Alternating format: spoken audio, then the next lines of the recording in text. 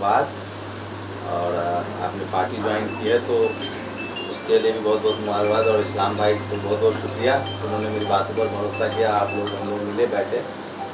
You should not become the political untouchable. Bharat में राजनीति में आप नहीं आएंगे तो आपके रास्ते नहीं खुलेंगे। डॉक्टर अम्बेडकर भी असहमतियों के बाद कानून मंत्री बने। अगर वो नहीं होते संविधान सभा में, कंस्टिट्यूएंट असेंबली में, तो शायद हमारी स्थिति बहुत बुरी होती।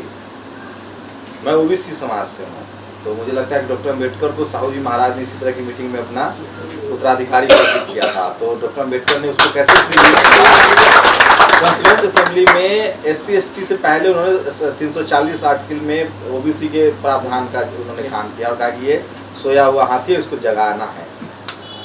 तो हमें एक ब्रिज का काम करना पड़ेगा और किसान जातियों से हमें पॉलिटिकल अलायंस बनानी पड़ेगी, क्योंकि 20-25% शेड्यूल कास्ट है, 50% ओबीसी की आबादी है। उनको धीरे धीरे अम्बेडकरिज्म उसमें आ रहा है और आप लोग सबसे ज़्यादा लड़ रहे हैं। मुझे जो मैंने 18 साल से पत्रकार हूँ, 12 साल टेलीविज़न पर, 13 साल काम किया है, 3 साल से सोशल मीडिया पर हूँ। तो आपको कम्युनिकेटर, बहुजन समाज, मतलब शेड्यूल कास्ट के लोगों को तो क्रेडिट जाता है कि इस देश में जो कॉन्स्टिट्यूशन है उसको वो बचा के रखे हैं। अब उनके जो नेता हैं उनमें थोड़ी प्रॉब्लम्स हो गई हैं। वो ओबीसी में भी है, SC में भी है, ST में भी है। लेकिन मुझे लगता है जो आंदोलन से लोग जाएंगे वो बेहतर करेंगे। मेरी अपनी ये राय है। बहन जी भी आंदोलन से आई थी, उनका सबका एक दौर होता है, एरा होता है। चौधरी जी भी लंबे समय से आंदोलन में रहे हैं। तो मुझे लगता है कि परिवार से निकला हुआ शख्स से ज़्यादा आंदोलन वाले से लोग ज़्यादा अच्छा करेंगे। तो मैं चाहता था कि KP चौधरी जी जब नौकरी में रहते हुए भी इस तरह से समाज के प्रति सोचते हैं, तो आप पत्रकारिता करते हैं तो सब तरह के लोगों से मिलते हैं। तो मेरी निजी राय थी कि आप राजनीति में आइए, क्योंकि हो सकता है कि राजनीति में बहुत समझौते करने पड़ते हैं। लेकिन कोई आदमी जब नौकरी में रह के समझौता नहीं कर पा रहा है बहुत बड़ा, तो वो राजनीति में हो सकता है खुला हाथ दिखाएगा। तो मेरी ये निजी राय थी, तो मैंने इनको कहा। और मुझे लगता है कि आप लोग की ताकत है, संगठन की ताकत है, एसोसिएशन की ताकत है कि पॉलिटिकल पार्टी में भी चौधरी जी को वो मान सम्मान मिलेगा, लेकिन उसका सब श्रेय आप लोग को जाएगा। अगर आप लोग सॉलिडारिटी जैसे आप लोगों ने अब तक दिखाई है, अगर समाज के तौर पे, कर्मचारी के तौर पे अगर सॉलिडारिटी ये बनी रहे, तो फिर आपके हक अधिकार तो मिलेंगे। सोचिए कि बिना चीखे चिल्लाए तो कुछ होगा नहीं।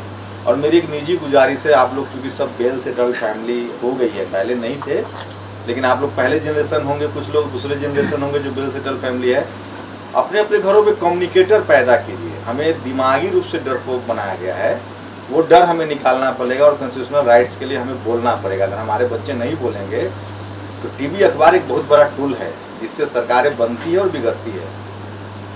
वो आप पर चीज़ें थोप रहा है, आपके नेताओं के आपकी नज़रों में बदनाम कर देता है, आपका जो पूरा जो थिंकिंग प्रोसेस है उसको भी वो बाधित करता है। तो आप लोग समृद्ध भी हैं आर्थिक रूप से, सामाजिक रूप से, एजुकेशनली। अब तो आज नीट का मैं आंकड़ा देख रहा हूँ, 60% SC/ST OBC के बच्चों ने जनरल कैटेगरी में क्वालिफाई किया है। 4 लाख। मेरिट वाला जो कहानी है वो भी फेल हो रहा है, क्योंकि जिनको पढ़ने ही नहीं दिया गया था उनसे मेरिट पूछ रहे थे। आज की बात है, आज इंडियन एक्सप्रेस में भी रिपोर्ट आई है कि 7 लाख रिजल्ट आए हैं, general result 15 lakh total result आए हैं, 7 लाख जनरल रिजल्ट है, उसमें भी 4 लाख SC/ST OBC के बच्चे हैं। तो एक और परपंच रचा जाएगा कि रिजर्व वाले को रिजर्व पर ही टिका दिया जाए। हमारी पूरी लड़ाई आखिर जनरेशन को बचाने के, नस्लों को बचाने के। KP चौधरी जी जी चुके हैं अपनी ज़िंदगी, एक शानदार नौकरी की है, अब पे बैक टू सोसाइटी करना है, पहले भी कर रहे थे, सब लोग अपने अपने स्तर से कर रहे हैं। तो हमें लगता है कि हमें अब डरने उड़ने की जरूरत नहीं है और सरकारी नौकरी में भी रहते हुए, संवैधानिक दायरे में रहते हुए हम अपनी बात करें। जिस दिन हम लोग लाइन में सिर्फ सड़कों पर खड़ा होना सीख गए, अपनी आवाज़ उठाना सीख गए, तो हमें अधिकार मिल जाएंगे, क्योंकि बाबा साहब का संविधान है, हमारी संख्या है और हम एजुकेटेड लोग भी हैं। तो बहुत डरने घबराने की जरूरत नहीं है। और पॉलिटिकल लीडरशिप पर तो नज़र रखनी होगी। KP चौधरी साहब पर भी नज़र रखेंगे, क्योंकि हम सम्मान दे रहे हैं, मान दे रहे हैं, तो नज़र भी रखेंगे। एक पत्रकार के तौर पे तो मैं अपने नेताओं पर नज़र रखता हूँ। शुक्रिया आप सब लोगों का। एंड बेस्ट विशेष है उनका जन्मदिन। लेकिन अब तक का जो ट्रैक रिकॉर्ड है वो तो बता रहा है कि वो बहुत ज़्यादा समाज के प्रति चिंतित हैं।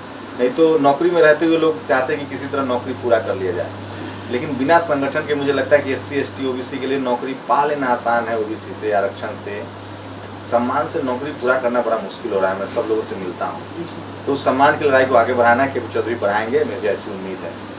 शुक्रिया।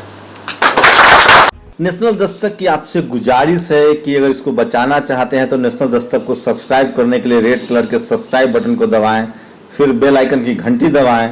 नेशनल दस्तक को बचाने के लिए बहुत ज़रूरी है कि हर खबर को शेयर करें, लाइक करें, कमेंट जरूर करें।